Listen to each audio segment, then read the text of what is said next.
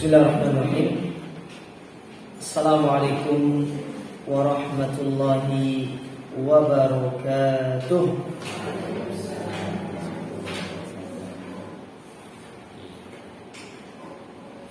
Innal hamdalillah nahmaduhu wa nasta'inuhu wa nastaghfiruh wa na'udzu billahi min shururi anfusina wa min sayyiati a'malina.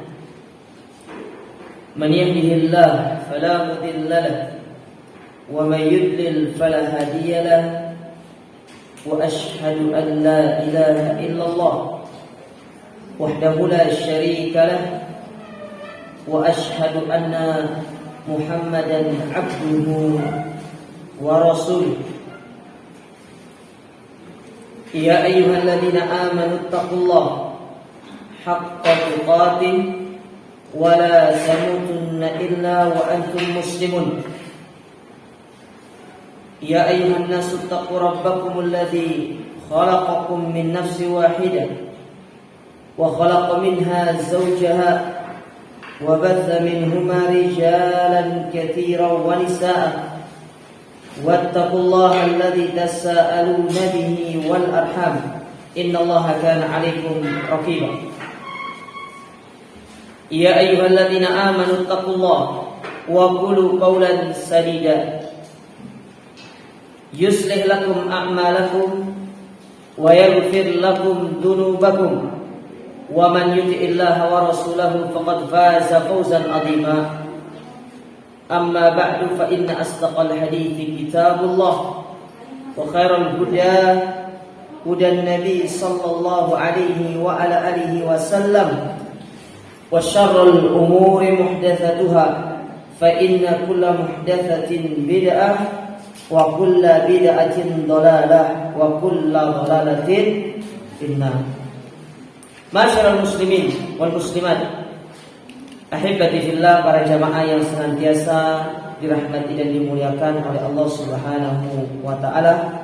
Alhamdulillah, kita bersyukur kepada Allah Azza wa Jalla di kesempatan pagi hari yang berbahagia ini kita kembali dipertemukan dan dikumpulkan oleh Allah Subhanahu wa taala di tempat yang mulia ini dalam rangka kita talabul ilmi, menuntut dan mempelajari ilmu agama. Baik, kembali kita akan melanjutkan kajian kita. Masih kita membaca kitab tafsir, tepatnya tafsir juz amma yang ditulis oleh Syekh Muhammad bin Shalih Al-Utsaimin. Dan sekarang kita masuk ke dalam tafsir surat apa, Bu? Surat Al-Kautsar.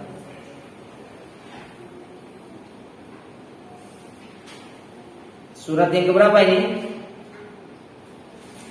Surat yang ke-108 dari urutan surat-surat di dalam Al-Quran. Baik. Surat Al-Kautsar artinya Al-Kautsar itu adalah al-khair al-katsir.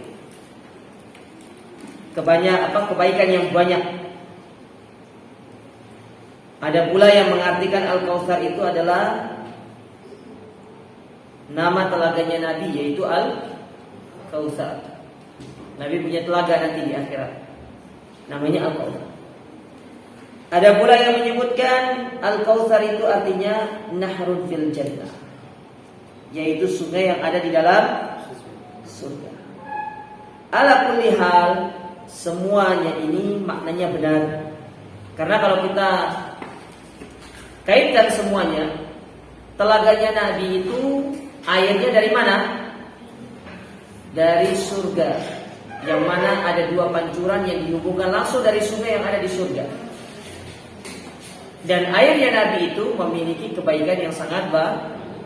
Jadi semua makna itu benar. Jadi tidak ada yang istilahnya tidak saling bertentangan, tapi saling menguatkan satu dengan yang lain.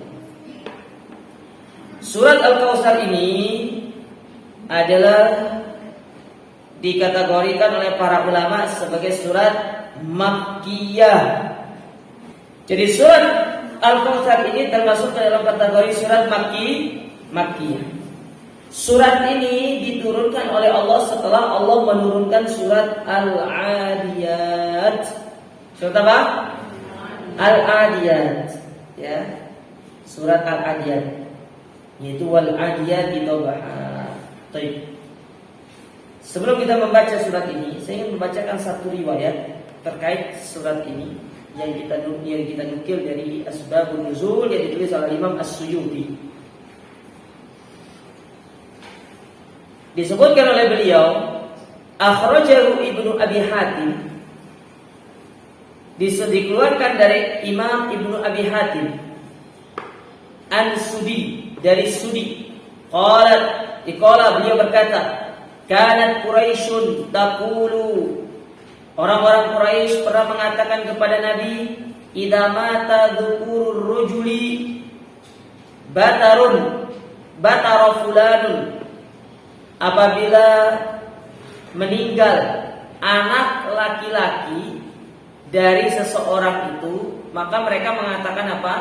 Batara fulan, artinya fulan itu telah terputus kebaikannya. Kenapa mereka dikatakan telah terputus kebaikannya? Karena kebiasaan orang Arab dahulu itu, mereka itu senang kalau mereka mendapatkan anak laki-laki. Kenapa mereka senang? Karena anak laki-laki itu yang akan meneruskan perjuangan mereka, meneruskan jejak mereka. Dan anak laki-laki itu bisa diajak untuk perang. Kalau anak perempuan tidak bisa. Ya. Makanya ketika mereka itu dikabarkan tentang adanya anak perempuan, apa yang terjadi? Maka wajah mereka pun menjadi apa? Menjadi hitam, merah, ya, karena mereka itu dikabarkan anak mereka itu anak perempuan. Makanya kebanyakan di zaman jahiliyah dahulu, anak perempuan itu dikubur hidup. Beda sama beda ketika zaman Islam datang, di mana Islam itu di antara salah satu misinya adalah untuk menyelamatkan para wanita dan menempatkan wanita itu pada derajat yang semestinya. Makanya kita sekarang ini kaum muslimah itu telah ditempatkan di derajat semestinya oleh Islam. Jangan menurunkan derajat kita sendiri. Mana contohnya? Wanita itu hukum asalnya nangomah, bukan bawa truk itu, ngendarai bus, bukan. Nah, ini namanya menurunkan derajatnya seorang wanita. Taib. Jadi ketika seorang laki-laki meninggal anak laki-lakinya, maka mereka akan mengatakan fulanun bator, fulan itu terputus kebaikannya karena tidak ada yang akan melanjutkannya. Falamma mata waladun nabi, maka tatkala anaknya Nabi meninggal dunia. Ya, jadi kan anak Nabi yang laki-laki itu ada berapa ibu? 3. 1 Qasim. Yang kedua Abdullah. Yang ketiga Ibrahim. Ketika ketiga-tiganya meninggal, terutama yang terakhir itu Ibrahim, maka apa kata mereka kepada Nabi SAW? Batara Muhammadun, Muhammad itu telah terputus kebaikannya. Jadi tidak akan ada yang melanjutkan kenabiannya, maksudnya. Padahal memang sengaja Allah itu mewafatkan para anaknya Nabi supaya kenabian itu bukan untuk diwariskan.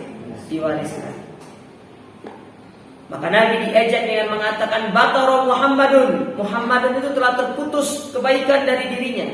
Maka Allah pun menurunkan surat Inna a'tainakal kautsar. Nah, ini sebab diturunkan surat ini. Karena ada celaan dari orang-orang Quraisy yang mengatakan telah terputus kebaikan kepada Nabi Muhammad. Maka Allah balas ucapan mereka dengan Allah menurunkan surat apa? Al-Kautsar. Baik. Sekarang kita baca tafsir dari surat ini. A'udzu billahi minasyaitonir rajim. Bismillahirrahmanirrahim.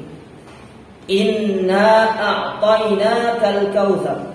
Sesungguhnya kami telah memberikan engkau wahai Muhammad al-Kautsar. Apa yang dimaksud dengan al-Kautsar? Fil lughatil arabiyyah huwa al-khair al-katsir. Di dalam bahasa Arab, al-Kautsar itu diartikan al-khair al-katsir, yaitu kebaikan yang banyak. Wa hakadha kana Nabi sallallahu alaihi wasallam a'tahu Allah taala khairan katsiran fid dunya wal akhirah. Dan demikianlah Allah memberikan kepada nabinya itu kebaikan yang banyak, baik di dunia maupun di akhirat. Jadi banyak kebaikan yang Allah berikan kepada Nabi SAW. Kita tidak usah berbicara Nabi, kepada kita saja sebagai hamba-hambanya. Banyak nggak kebaikan yang Allah berikan kepada kita? Banyak atau tidak? Banyak. Tapi coba pas pandemi sekarang ini, seolah-olah kebaikan Allah itu luput dari kita semua. Kita hanya mengukur semua itu dengan pandemi yang ya cuma berapa lama sih? Padahal kita sudah hidup di atas muka bumi ini selama berapa tahun? Puluhan tahun. Bahkan ada yang sudah sampai lolita, lolos 50 tahun.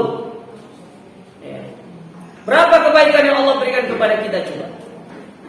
Apakah kebaikan yang banyak itu seketika itu sirna dari kita hanya lantaran karena pandemi yang cuma beberapa saat saja? Maka sungguh benar Allah mengatakan kepada kita itu, kita ini termasuk hamba-hamba yang kurang bersyukur kepada Allah Subhanahu wa taala. Makanya bersyukur Bu atas segala kondisi yang kita hadapi. Nabi sudah memberikan kita konsepnya. Kalau dapat nikmat, apa yang kita ucapkan? Alhamdulillah bi nikmatihi tatimmus. Kalau dapat musibah, kejelekan yang tidak kita senangi, kita disuruh tetap mengucapkan alhamdulillah, tapi belakangnya beda. Alhamdulillah ala kulli hal. Itu menunjukkan bahwasanya setiap mukmin ya harus senantiasa bersyukur dalam segala kondisi hidupnya. Baik dikala dia naik ataupun dikala dia turun, dikala dia senang maupun dikala dia susah.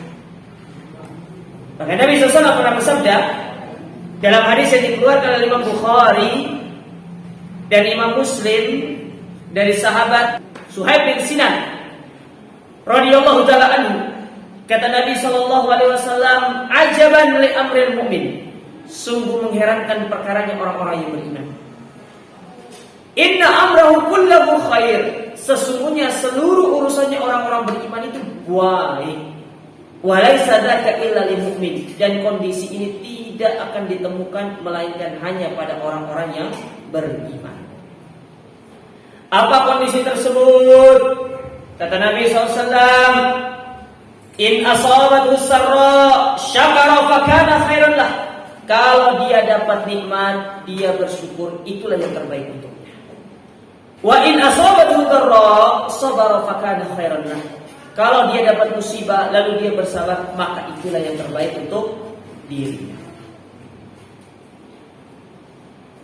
Maka kita berada di antara dua kondisi ini. Karena kehidupan kita itu kalau gak nikmat, ya musibah. Tapi yang paling banyak adalah nikmat. Adapun musibah sedikit. 1 bulan belum tentu kita dapatkan musibah. Ya. Tapi banyak sekali kebaikan yang Allah berikan kepada kita. Nah, famin dzalika, maka di antara kebaikan yang Allah berikan kepada Nabi, an-nahru al-azim alladzi fil jannati walladzi yasukku minhu mizabani ala haudihi al-mawrud sallallahu alaihi wasallam. Maka di antara kebaikan yang Allah berikan kepada Nabi SAW, yaitu Allah memberikan sebuah telaga, yang mana telaga tersebut airnya mengalir dari sungai yang ada di surga melalui mizaban. Apa mizaban itu? dua pancuran. Tapi jangan dibayangkan, Ustaz, gimana model pancurannya? Wallahu a'lam bishawab. Nggak ngerti kita. Nantilah kita akan minum bersama-sama nanti di telaganya Nabi SAW. Allahumma amin. Kalau sekarang kita tidak tahu. Tapi jangan nanti dibayangkan, oh pancuran itu kayak dua keran yang ada di kolam gitu. Nggak gitu. Ya, nggak gitu. Adapun bentuknya seperti apa, bagaimananya, hadza wallahu ta'ala a'lam. Coba lihat ya. Kita kalau mau memperhatikan rentetan hari kiamat itu, orang yang dia itu berkesempatan minum di telaganya Nabi, berarti dia telah meminum air dari surga. Itu sebuah indikasi bahwasanya insya Allah dia pasti masuk ke dalam surga. Karena orang yang tidak minum dari telaganya Nabi, satu, mereka orang kafir. Yang kedua, mereka orang-orang yang berbuat syirik kepada Allah. Dan yang ketiga, mereka pelaku bid'ah. Ini tidak akan minum dari telaga Nabi. Tapi kita yang berpegang teguh dengan tauhid di atas sunnah, insya Allah berkesempatan minum dari telaga Nabi. Kalaupun nanti kita misalkan diberi kesempatan untuk minum, maka insya Allah pasti nanti kita masuk ke dalam surga. Karena itu ibarat kata apa ya, dalam istilah makanannya itu sebagai appetizer-nya ya, salam. Apa appetizer itu? Hah? Iya, makanan pembuka. Ya, kita orang kampung udah ngerti appetizer itu. Pergi cuci mulut katanya, akhirnya ambil sapu dicuci mulutnya. Iya. Itu pembuka. Subhanallah. Lihat banyak sekali menu-menu pembuka yang Allah berikan kepada kita sebelum masuk dalam surga. Di kuburan. Apa pembukanya Ustaz? Allah melapangkan kuburan bagi orang-orang yang bertauhid. Tapi lihat orang kafir, disempitkan kuburannya sama Allah. Belum lagi di dalam kubur Allah berikan kita nikmat kubur, ditemani dengan amal soleh yang bentuknya baik rupanya. Beda sama orang-orang yang kufur sama Allah. Temannya siapa? Amal keburukan dia dan wajahnya buruk rupa. Banyak sekali makanan-makanan pembuka, istilahnya hidangan pembuka yang Allah berikan kepada kita sebelum nanti kita benar-benar masuk ke dalam surga. Luar biasa. Maka sabar berada di atas sunnah, di atas tauhid ini sampai kita meninggal dunia, mengingat begitu banyak keutamaan-keutamaan yang Allah Subhanahu wa taala berikan kepada kita. Baik. Jadi ada dua pancuran yang tersambung kepada telaga Nabi SAW. Lalu apa kata saya di sini? Ma'uhu asyaddu bayadun minal laban. Airnya itu lebih putih daripada susu. Lebih putih daripada. Jadi dari sini kita tahu bahwasanya air telaganya Nabi itu tidak bening, tapi berwarna apa? Putih. Airnya itu lebih putih daripada apa? Susu. Wa ahla madaqan minal asal. Rasanya itu lebih manis daripada madu. Subhanallah. Ini bukan madu sembarangan loh ya. Lebih manis daripada madu yang paling manis di atas muka bumi ini. Apa madu yang paling manis? Saya tuh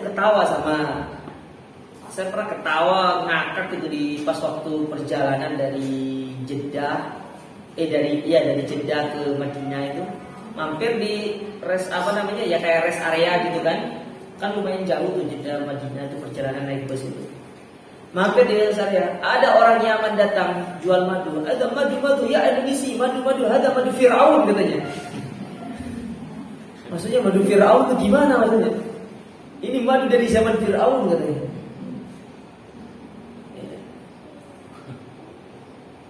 Manis katanya rasanya. Saya coba, sama kayak madu bawah.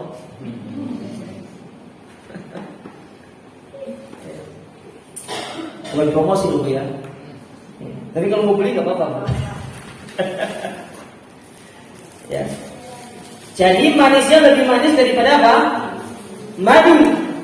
Wa atyabu raihatin minal misk. Dan baunya itu lebih harum daripada minyak kasturi. Subhanallah. Lihat bagaimana. Ya. Akhirnya Nabi SAW, akhirnya telaga Nabi lebih manis daripada madu, lebih putih daripada susu. Kemudian baunya itu lebih harum daripada minyak kasturi. Dan yang subhanallahnya, luar biasanya, airnya Nabi itu tidak basi. Kan biasanya ada air yang sudah kadaluarsa expired kan. Nah, airnya Nabi nggak ada expirednya. Ya. Karena itu adalah air yang datang dari surga. Wa hadzal haudu fil qiyamati fi arsatil qiyamati yariduhal mu'minun min ummatin Nabi SAW. Yang mana telaga ini terletak pada pertengahan, pada mahsyar. Jadi di tengah-tengah dia. Dan setiap mukmin itu akan mendatangi telaganya Nabi SAW. Ya, mendatanginya, tapi dengan syarat dia tidak pernah melakukan kesyirikan dan melakukan perbuatan bid'ah yang belum bertobat. Ustaz, gimana kalau dulu saya pernah syirik, tapi sekarang sudah tobat? Kemudian dulu saya pernah melakukan perbuatan bid'ah dan sekarang saya sudah bertobat. Insya Allah dengan tobatnya itu akan menyebabkan kita bisa minum dari telaga Nabi. Yang parah itu kalau tidak bertobat. Sebagaimana Nabi SAW pernah bersabda, ya, di dalam hadis yang sahih, saya carikan hadisnya, saya lupa riwayatnya. Kalau nggak salah riwayat Bukhari Muslim. Itu banyak hadisnya, jadi hadis itu mutawatir kepada ulama. Di mana Nabi SAW pernah mengatakan, ana faratukum alal haud. Aku akan menunggu kalian di telaga kelak. Ya. Dalam riwayat Bukhari Muslim. Betul. Ya. Ana faratukum alal haud. Aku akan menunggu kalian nanti kelak di telagaku. Man waradahu syariba minhu. Barang siapa yang mendatanginya pasti dia akan meminum darinya. Nah itu dia. Barang siapa yang mendatangi telaga tersebut pasti akan minum. Wa man syariba minhu lam yadma ba'dahu abadan. Tetapi dan barang siapa yang sudah minum, maka dia tidak akan pernah merasakan haus selama-lamanya. Karena ingat, di padang mahsyar itu kita membutuhkan air karena saking panasnya.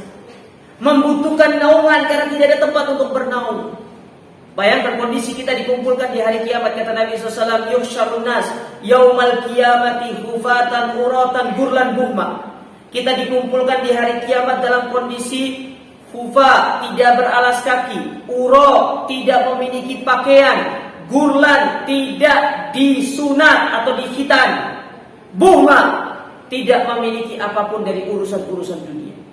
Apa yang kita banggakan di dunia, tidak ada nanti di akhirat, semuanya itu.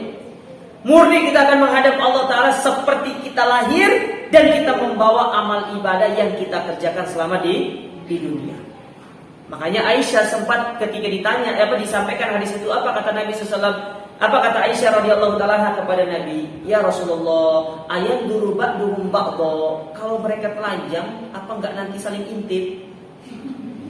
Yang laki intip perempuan, yang perempuan intip yang laki. Ya.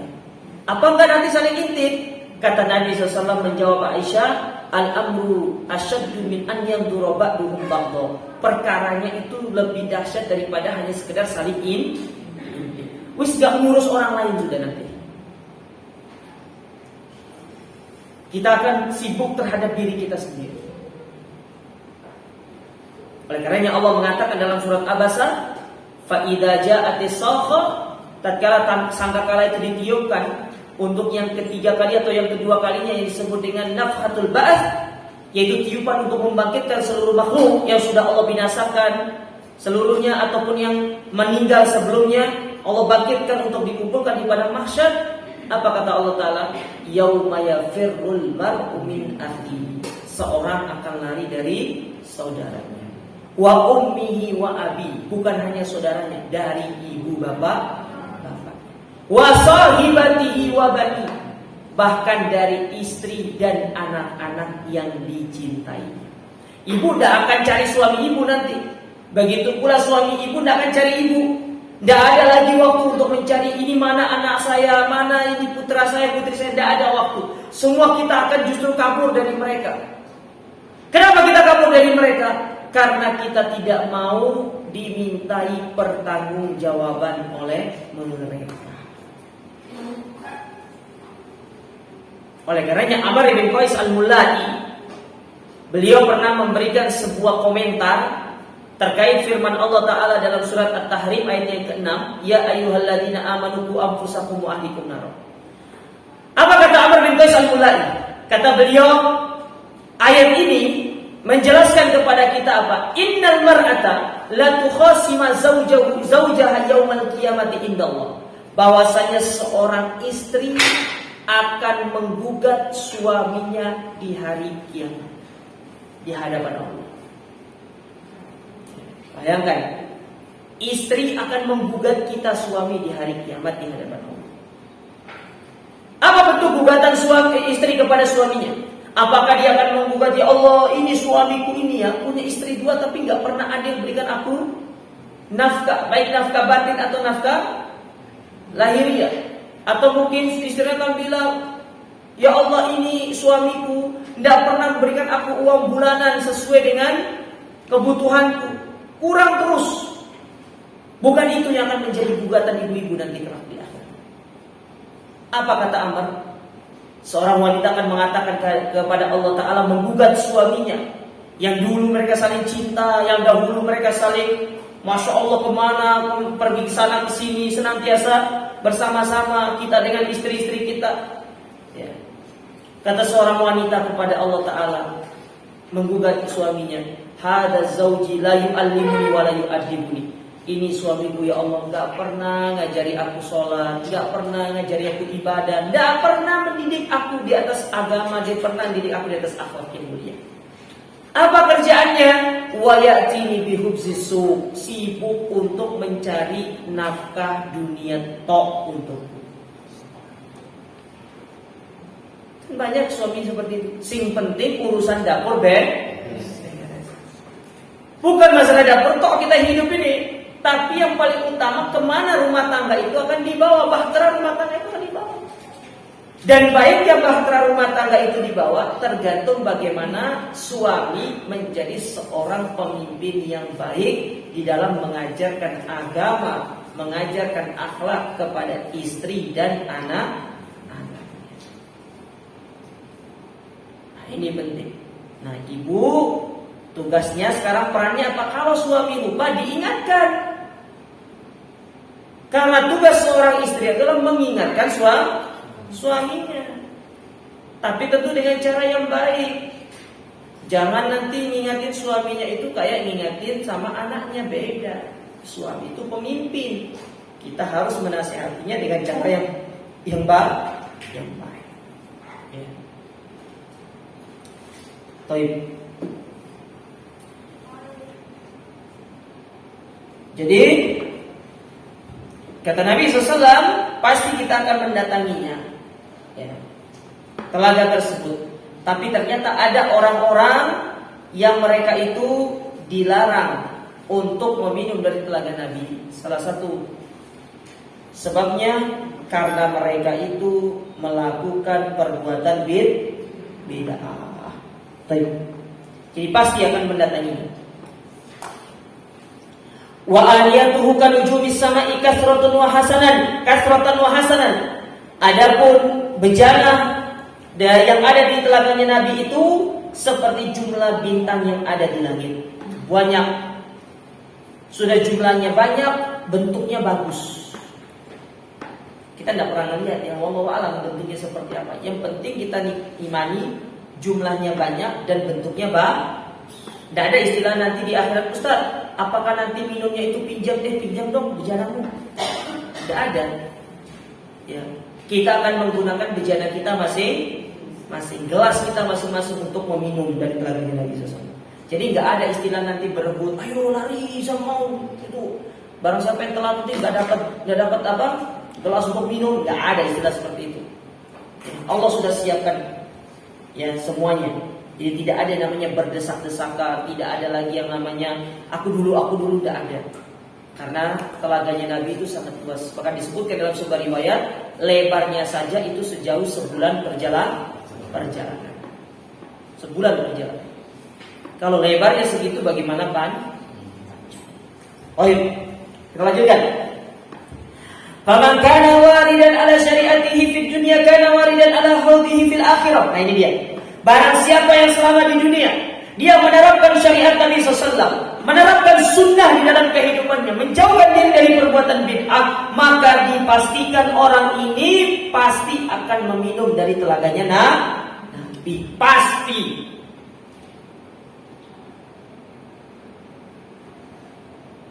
Maka istiqomah di atas sunnah, supaya kita ini berkesempatan untuk minum dari telaganya Nabi SAW. Ya.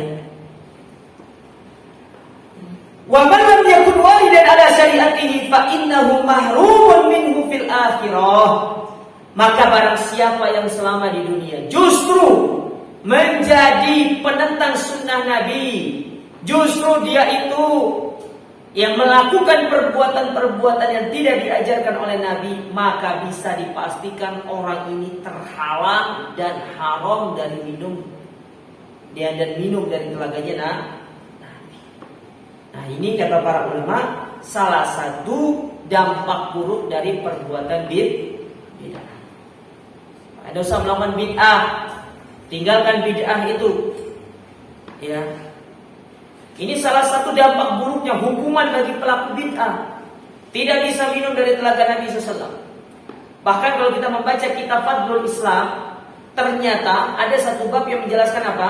Pelaku bid'ah itu terhalang dari bertobat kepada Allah Subhanahu wa taala. Apalagi kalau sudah sampai bid'ah yang sangat tinggi. Itu Allah hampir menutup pintu tobatnya, kecuali mereka-mereka yang mau kembali dengan benar kepada Allah. Jadi jangan melakukan perbuatan bid'ah dalam urusan agama. Cukupkan diri dengan sudah ada. Amalkan zikir yang telah diajarkan. Ayat sholatlah seperti sholatnya Nabi, baca Quran seperti baca Qurannya Nabi. Ya, kita menghatamkan Al-Quran seperti sunnah Nabi. Jangan satu hari satu kali, tapi minimal berapa hari? Berapa hari? 3 hari. Ya. Wa minal khairatil katsirati allati utiyaha Nabi SAW. Dan maka di antara kebaikan-kebaikan yang banyak yang diberikan kepada Nabi selain daripada Nabi diberikan telaga. Sebagaimana Nabi SAW pernah bersabda dalam hadis yang dikeluarkan Imam Bukhari dan Imam Muslim. Imam Bukhari itu nomor hadis 335. Berapa bu? Sedangkan Imam Muslim nomor hadis 521. Berapa?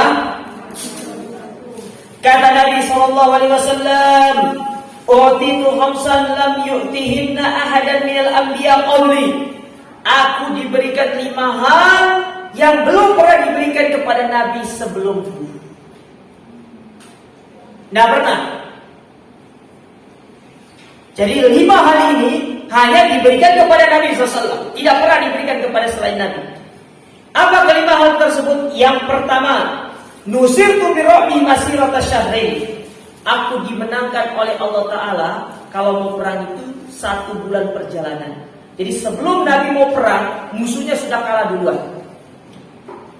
Yang kedua, di antara 5 hal yang diberikan kepada Nabi dan tidak diberikan kepada Nabi sebelumnya, wa ju'ilat li al-ardu masjidan wa tahura.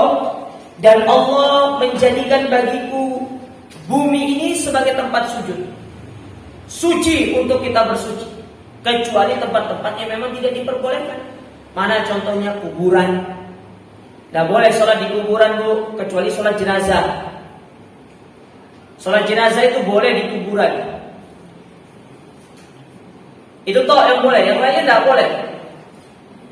Kemudian yang tidak boleh tempat sholat juga, yaitu tempat-tempat yang ada najisnya, seperti toilet. Jangan sholat di toilet.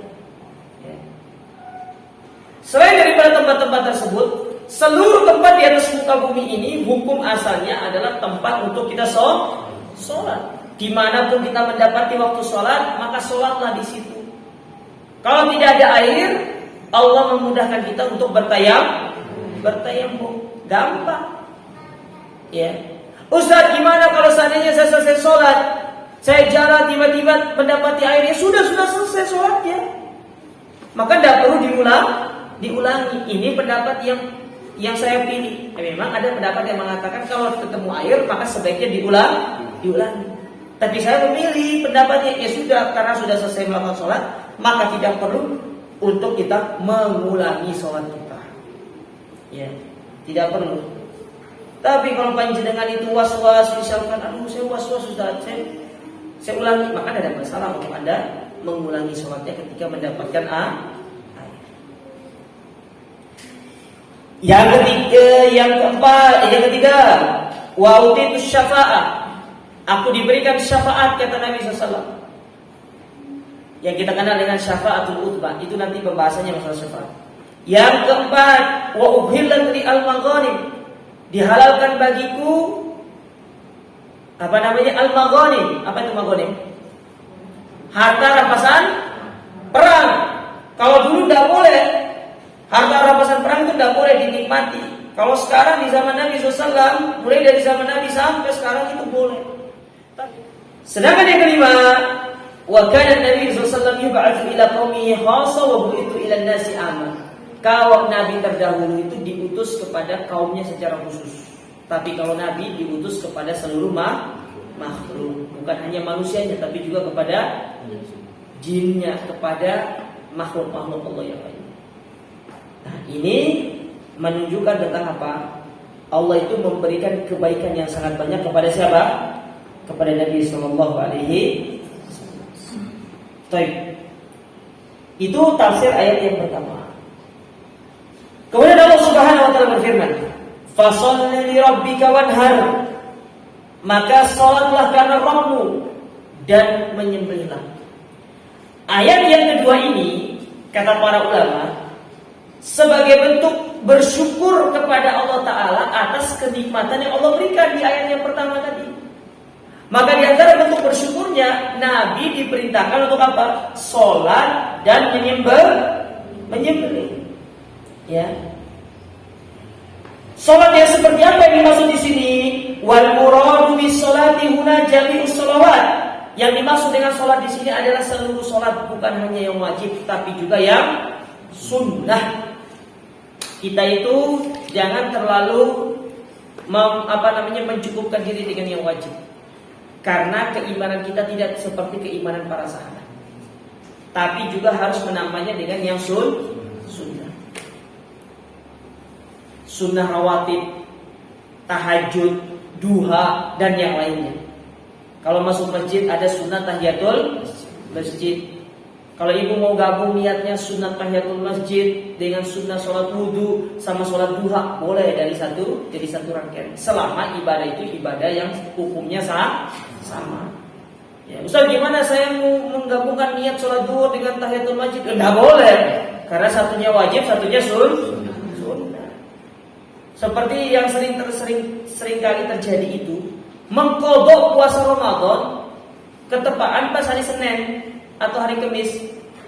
Jadi niatnya digabung kodok sama Senin, Kamis. Ini hukumnya tidak boleh, karena kodok itu hukumnya wajib. Sementara Senin Kamis itu hukumnya sunnah. Kalau ibu mau gabung puasa Senin Kamis itu dengan puasa Ayyamul Bid'ah atau dengan puasa Daud sekalian, atau mungkin pas waktu bulan Syawal puasa 6 hari di bulan Syawal itu nggak ada masalah. Ini ke puasa qadha digabung dengan puasa sunnah, itu tidak boleh. Ya, jadi yang hukumnya wajib sendiri berdirinya, yang hukumnya sunnah itu boleh digabungkan dengan beberapa amalan. Ya. Ustaz, misalkan kalau saya mau gabung amalan sunnah itu menjadi satu, tapi amalannya ada 5, tidak apa-apa. Kalau bisa 10 juga tidak masalah. Ya. Sholat sunnah duhanya, sholat sunnah tahiyatul masjidnya digabung, sholat sunnah wudunya, sholat kemudian sholat apa?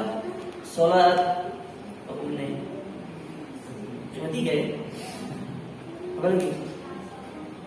Sholat sunnah taubat misalkan digabung 4, tidak ada masalah. Yang penting statusnya sama-sama sunnah. Wa awwal ma yadkhulu fihi as-salat al-maqruna bin nahr wa hiya salatu Idul Adha lakin al-ayat syamila amma. Tapi tafsiran yang lain yang menyebutkan apa? Yang dimaksud dengan salat di sini adalah salat Idul Adha. Kenapa? Karena rentetannya itu setelah salat Idul Adha kita menyembelih. Jadi tafsir ayat ini itu ada dua. Tafsir yang pertama maksudnya adalah salat secara umum. Sedangkan tafsir yang kedua yaitu salat Idul Adha. Tapi wallahu ta'ala alam, pendapat yang paling kuat yang dikuatkan di sini oleh para ulama seperti dikuatkan oleh Syekh Muhammad bin Shalih Al-Utsaimin, yang dimaksud dengan fasholli li rabbik, maka salatlah karena Rabbmu, yaitu salatnya adalah salat yang wajib dan sunnah. Salat secara umum, bukan yang berkaitan dengan salat Idul Adha. Begitu pula dengan menyembelih. Apa yang dimaksud dengan menyembelih di sini? Apakah menyembelih yang kaitannya dengan pas waktu hari raya Kurban saja? Itu salah satu pendapat. Tapi yang paling kuat pendapatnya adalah yaitu kita menyembelih secara umum, di mana kita itu diperintahkan ketika menyembelih itu atas nama Allah, karena menyembelih itu bagian daripada ibadah. Maka tidak boleh seorang itu menyembelih tujuannya untuk nanti untuk pindah rumah, tujuannya karena ingin bangun rumah baru, atau ingin buat pondasi, nanti kepala hewannya ditanam di pondasi tersebut. Itu sama halnya menyembelih untuk dipersembahkan kepada selain Allah. Tidak boleh. Atau menyembelih hewan untuk kepalanya dialirkan ke sungai, ke sungai, laut. Isi yang kita istilah apa? Laut. Apa itu laut? Sedekah ya laut kita. Sedekahlah laut. Ada beberapa waktu yang lalu itu sedekah bumi. Jadi buminya diberikan. Ngapain bumi diberikan sedekah? Wong kita cari makan. Ya, Allah perintahkan kita untuk bercocok tanam di mana? Di bumi. Saya tuh heran. Nggak tahu, mungkin besok ada sedekah langit mungkin ya. Gimana cara sedekah langit gitu? Jadi tunggu pesawat lewat, ini pesawat itu ke bawah. Kalau sedekah laut itu yang untung nelayannya, ketemu kepala sapi lumayan dibakar, bawa pulang ke rumah. Menyembelih itu untuk Allah. Jadi tidak harus karena ada satu momen-momen tertentu kita menyembelih. Misalkan mau makan ayam, ya sudah sembelih atas nama Allah, itu sudah dihitung sebagai ibadah. Sisanya dagingnya mau dinikmati tidak apa-apa. Mau dibuat opor ayam kah? Mau dibuat sosis ayam kah? Mau dibuat bakso ayam kah? Ya, mau dibuat ayam-ayaman kah? Intinya kita ketika menyembelih itu atas nama Allah Subhanahu wa ta'ala. Nah, ini yang dimaksud dengan apa? Fasholli li rabbika wanhar. Ya. Karena kebiasaan orang Arab dahulu, mereka itu adalah orang yang sangat royal di dalam menyembelih, terutama di musim haji. Abu Thalib saja itu bisa sampai ratusan ekor unta disembelih untuk jamaah haji. Karena pernah itu dikisahkan, ada seorang sahabat itu ingin beli kuda sahabat yang lainnya. Akhirnya dia pergi ke rumah sahabat itu bertamu. Nah, tuan rumahnya ini, si pemilik kuda, dia tidak tahu menyebutkan apa sama tamunya selama 3 hari ini. Karena kan dia tidak akan nanya kepentingannya apa, keperluannya apa selama 3 hari. Ya, tidak akan ditanya sama pemilik rumah. Akhirnya dia bingung, kita mau suguhkan apa? Akhirnya dia lihat, oh dia masih punya kuda di luar. Disembelihlah kudanya itu untuk dijadikan sebagai jamuan tamunya ini selama 3 hari.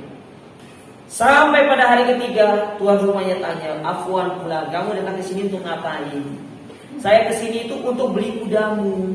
"Loh, yang kamu makan setiap hari itu yang kuda yang mau beli itu." Ya, gimana caranya mau beli sekarang? Jadi fasholli li rabbika wanhar, salatlah dan menyembelihlah sebagai bentuk bersyukur atas nikmat yang Allah berikan kepadamu wahai Nabi sallallahu alaihi wasallam. Kita pun demikian. Ya. Lalu Allah Ta'ala berfirman di ayat yang terakhir, "Inna syani'aka huwal abtar." Sesungguhnya engkau wahai Muhammad bukan orang-orang yang terputus dari kebaikan Allah Ta'ala. Ya. Sesungguhnya engkau wahai Muhammad, ya, bukan orang-orang yang terputus dari rahmat Allah atau dari kebaikan Allah. Justru mereka-mereka yang membenci mula, yang mereka itu terputus dari kebaikan Allah. Ya. Mereka yang menghinamu, mereka yang mendolimimu, pada hakikatnya mereka lah yang terputus dari rahmat Allah Subhanahu wa taala. Dan di sini pelajarannya adalah tidak bolehnya kita itu menghina Nabi sallallahu alaihi wasallam. Karena menghina Nabi itu bagian daripada kekufuran.